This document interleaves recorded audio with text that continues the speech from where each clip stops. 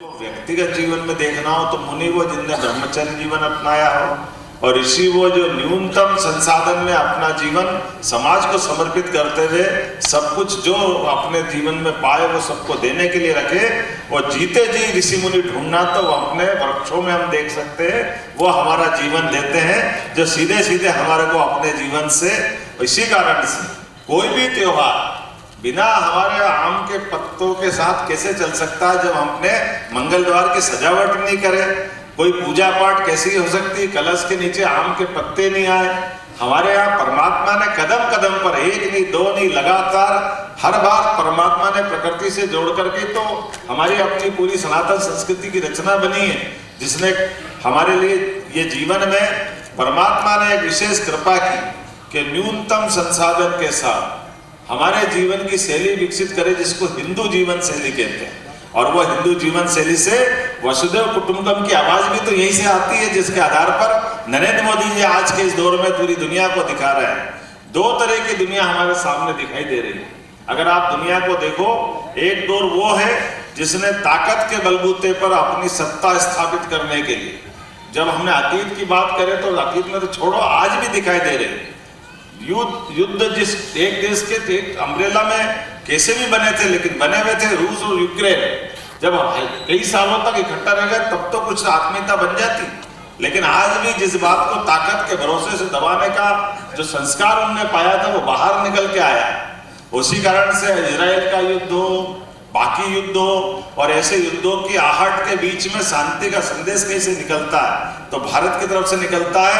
वो होंगे जो तलवार के बलबूते दबाते हैं। हम तो कोविड में लोगों को दवाई बांटते हैं, हमको मिलते ही हमारे यशस्वी प्रधानमंत्री उस वसुधैव कुटुंबकम के आधार पर तो दुनिया ने अपने जो पाया वो सबको देने के लिए निकल पड़ते, और एक नहीं दो नहीं, ऐसे हजारों हजारों उदाहरण बड़े पड़े।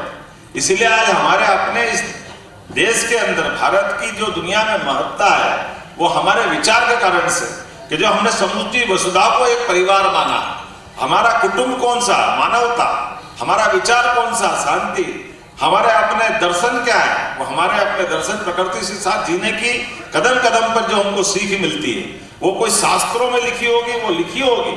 भोजपत्र पढ़ करके राजा भोज को भी 1000 साल बाद हम याद करते हैं, क्योंकि हमारे साहित्य की रचना भी भोजपत्र पे वन से तो रिश्ता जोड़ती है, वन से कहाँ अलग ले जाती है।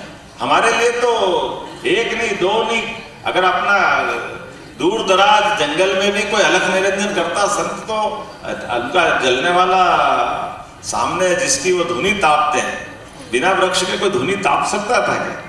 लेकिन जलती धुनी एहसास कराती है कि जब तक जंगल है तब तक ही जीवन है, बिना जंगल के जीवन संभव नहीं है। ये जो कदम कदम पे हमको सीख मिलती है, मैं अपनी ओर से यशस्वी माननीय शिवराज जी भाई साहब को धन्यवाद देना चाहता हूँ। जिन्होंने एक अपने जीवन में एक नया अलग खास करके इस चौथी पारी में लगाया था कि एक दिन एक पेड़ रोज, और एक आपके माध्यम से कितनी बड़ी गंगा की धारा के समान अलग अलग तरह से आपने जोड़ा।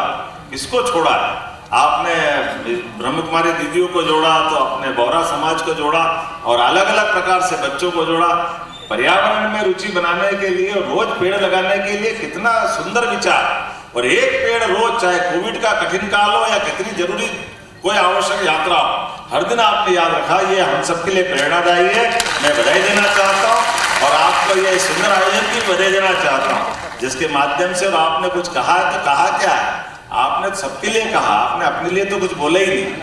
आपने कितनी सुंदर बात कही कि वृक्षों का बैंक होना चाहिए। निश्चित रूप से ये कोशिश करेंगे कि हमारी नर्सरी के माध्यम से यहाँ पर ये खास करके स्थानीय निकाय में कहेंगे कि पहले तो बरसात के समय रखते थे, अब पूरे साल भी रख सकते हैं, कि कोई अपने जन्मदिन पर या कोई खास अवसर पर लगाना चाहे तो वृक्ष को मिले।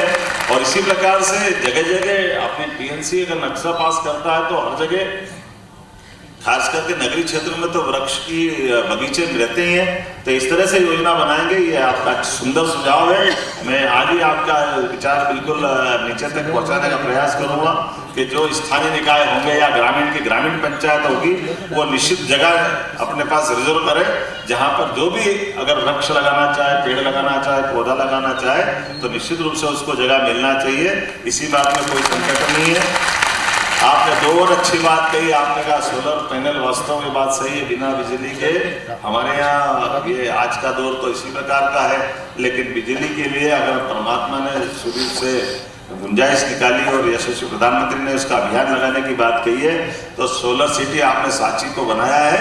इसी अभियान को आगे चलाते हुए जहाँ जहाँ हो सकता है निश्चित रूप से सोलर पैनल के लिए अपन आगे बढ़ेंगे। और आपने प्लास्टिक को उपयोग, खास करके सिंगल यूज प्लास्टिक की बात कही है, मैं उससे भी सहमत हूँ। सरकार के आधार पर समाज को भी जागृत करेगा और समाज आप अपनी सबकी आवाज़ सुन रहा है। निश्चित रूप से प्लास्टिक के खतरे हम सब पहचानते हैं, लेकिन आज तो मैं आपको पुनः पर्यावरण सम्मेलन में बहुत अच्छा आयोजन की, लगातार इस संकल्प को आपने बनाते हुए चलाया है। परमात्मा करे आप सहस्त्रायु हो, हमेशा इसी अभियान से जुड़े रहे और इसी प्रकार से अलग अलग क्षेत्रों में आप प्रेरणा देते रहे। राजनीतिक क्षेत्र में होने के बावजूद भी ये जो प्रेरणा दी है आपने, खास करके पर्यावरण के प्रति, ये कोई ऐसी सामान्य बात नहीं हो सकती। ये विलक्षण व्यक्तित्व ही होते हैं जो इस प्रकार की